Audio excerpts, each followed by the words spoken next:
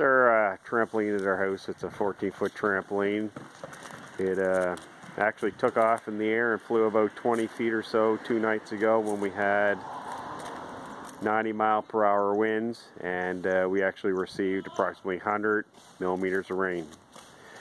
The only damage it sustained is a couple holes that bent for the safety net that goes around the outer edge, and some damage to our siding.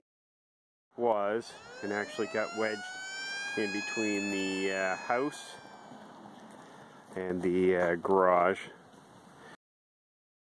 A little bit of the damage that we sustained to the house and garage. There's 2 spots. Just a quick rule of thumb: when you have one of these trampolines, they're like a big sail. Make sure that they're held down with cinder blocks and stakes in the ground. If not, you'll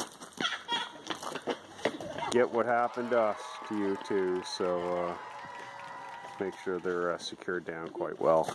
Anyways, thanks.